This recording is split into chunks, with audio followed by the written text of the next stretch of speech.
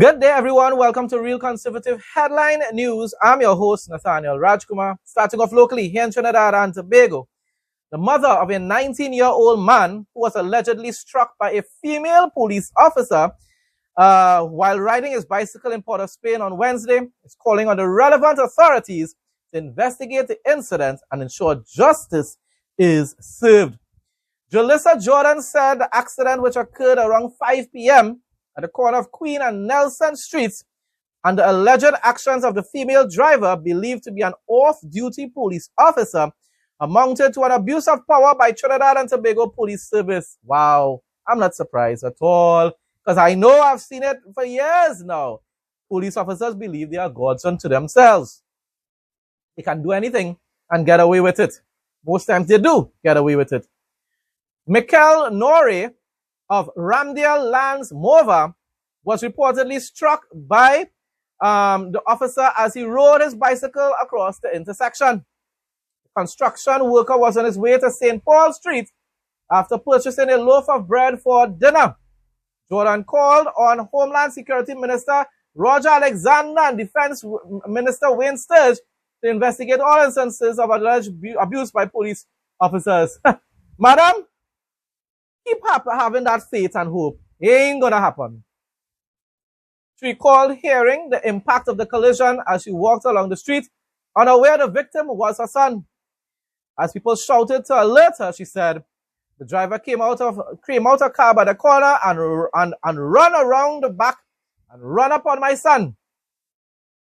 She claimed the driver shouted at Norrie, "You is a madman. What you doing running up on my car?" she said. Jordan alleged that the woman then got back into her vehicle without rendering assistance, refused to call the police or an ambulance, and attempted to drive away. Now, if you are, in fact, innocent, and the guy that rode straight into your car, then why would you try to drive away? That sounded strange, huh? Sounding strange.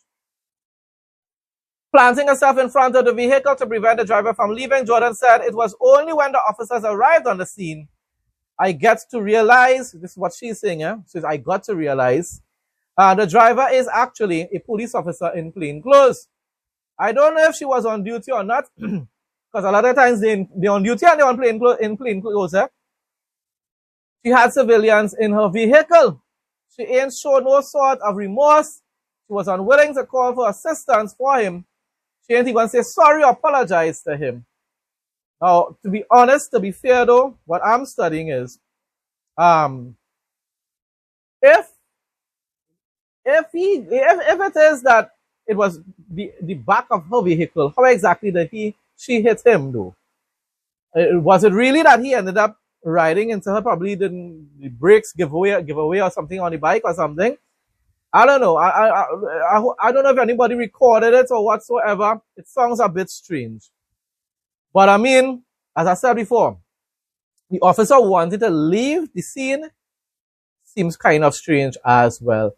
Listen, police. Police lovers. I have a lot of issues with the police, but this case kind of sounded a little weird.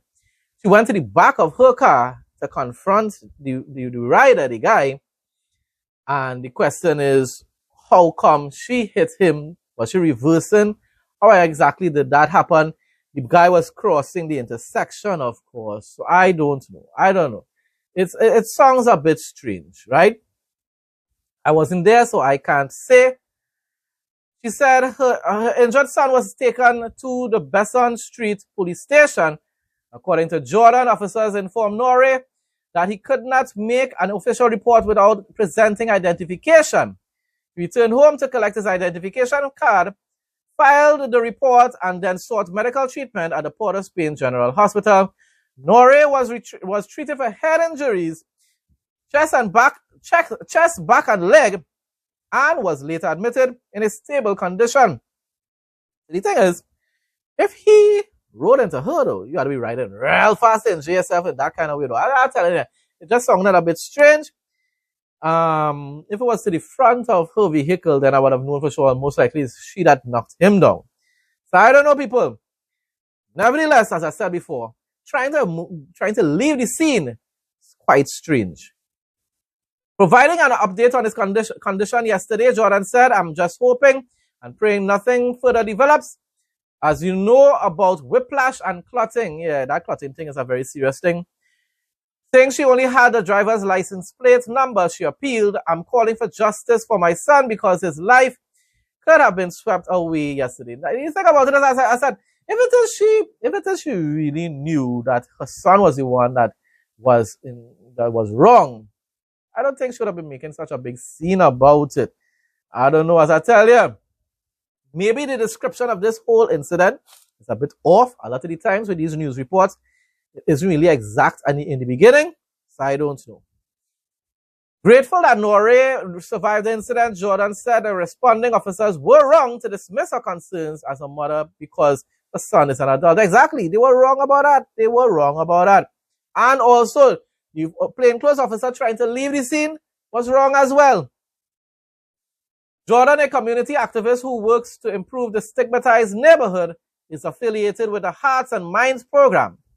Although she is well known in the area and familiar with many officers in the Port of Spain division, Jordan said she was not condemning the entire TTPS, but was dissatisfied with the driver's alleged conduct. And that's the thing about it. No, I don't know. She is sounding as though she's defending her son, but she's talking mainly about the conduct of the plainclothes police officer, which is true. The person was injured, and therefore you're supposed to put on your police clothes, in other words, and act like a police officer and ensure that everything is done in a proper and a professional way, and she did not do that. Despite her concern, she said she's prepared to allow the police to investigate the matter fairly, and that's where I believe that she's blind, though. If your son is wrong, he will definitely be held accountable for his actions. If the officer was wrong and your description of the events are a bit off, right? Or somehow or the other, the plainclothes officer hit your son's bike with the back of her vehicle, which I'm telling you sounds a bit strange though. But if that was the case, she will get away scot-free. That is scot-free. That is exactly what is going to take place. She's not going to get charged on anything like that. No justice is going to come out of that, madam. I'm telling you plainly.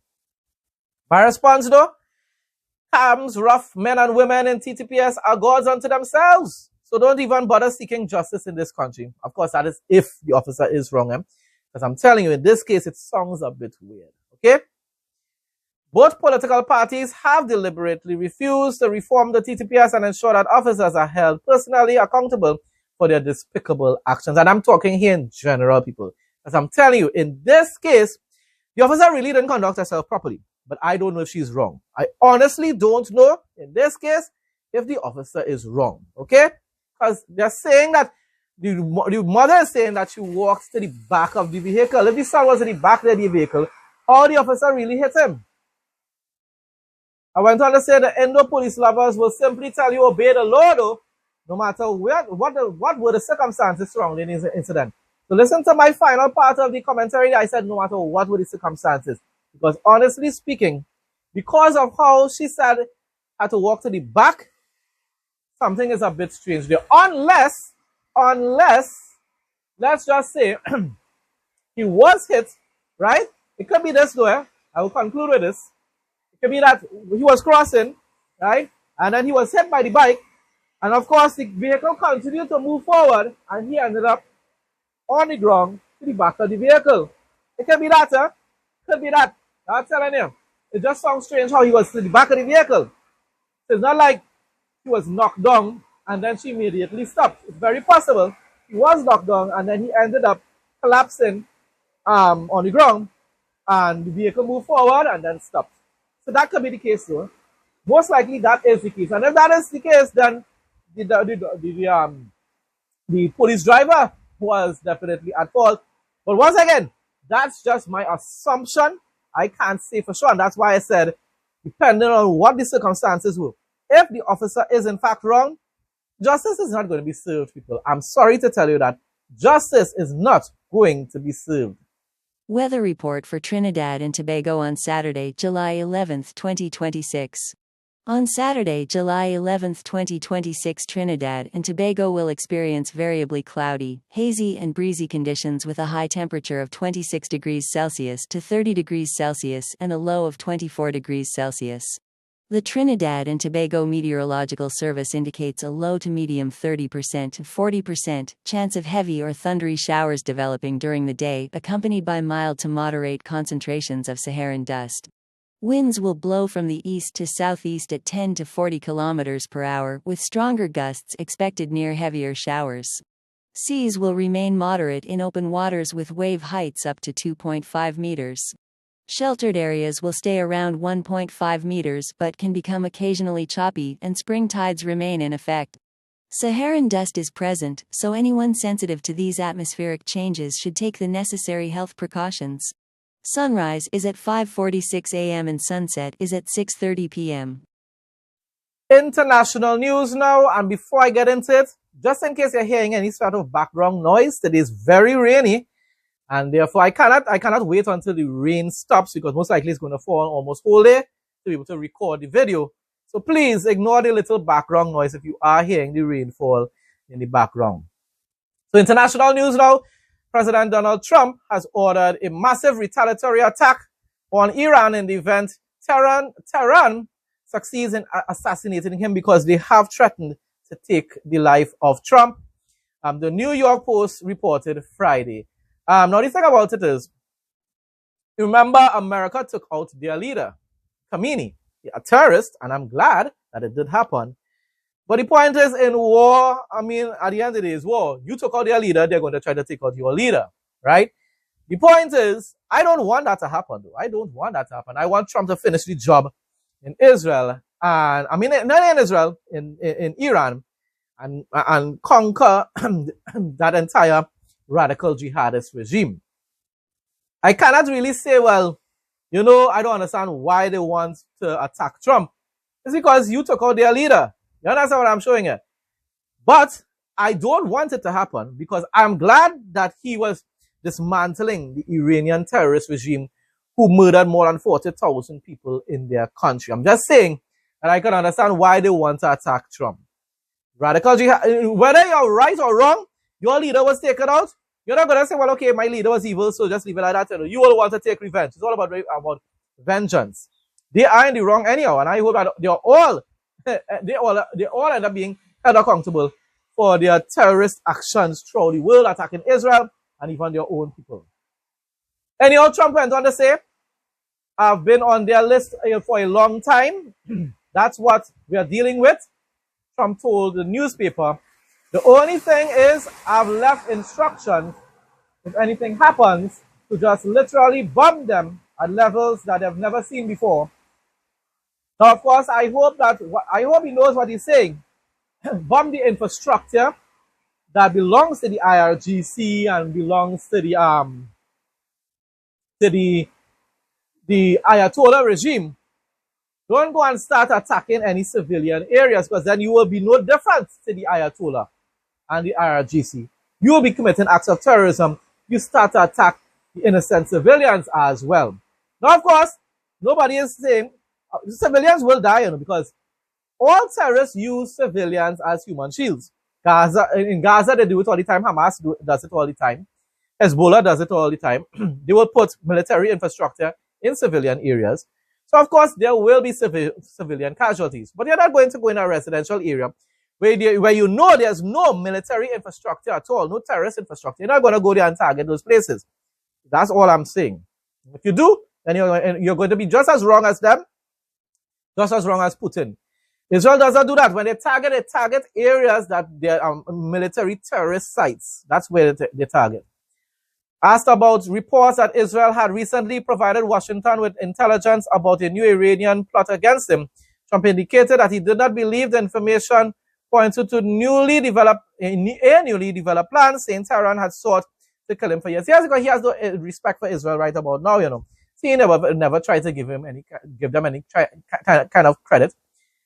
Trump, your arrogance is your downfall, because yes, they want to take you out a long time now, but maybe there's an actual new plot, a new plan that has been put in place. Wow, we all know the agenda has been there for many years now. It doesn't mean that a new plan has been put in place. And maybe individuals in America that are sleeper cells, as you call them, maybe just maybe they might awaken some of these sleeper cells to attack. So America better be on guard. I don't want anything to happen to the President of the United States of America. Don't be arrogant, Trump. Take the advice and take the warnings that Israel is giving you. Bible quote of the day. Psalm 24, 1-6. The earth is the Lord's. The earth is the Lord's and everything in it, the world and all who live in it, for he founded it on the seas and established it on the waters. Who may ascend the mountain of the Lord? Who may stand in his holy place? The one who has clean hands and a pure heart, who does not trust in an idol or swear by a false god. They will receive blessing from the Lord and vindication from God their Savior. Such is the generation of those who seek him, who seek your face, God of Jacob. Folks, that brings us to the end of today's headline news. Thanks again to everyone who continues to support my content. Please like, comment, share, and subscribe. Stay blessed and stay safe most of all. In Jesus' name.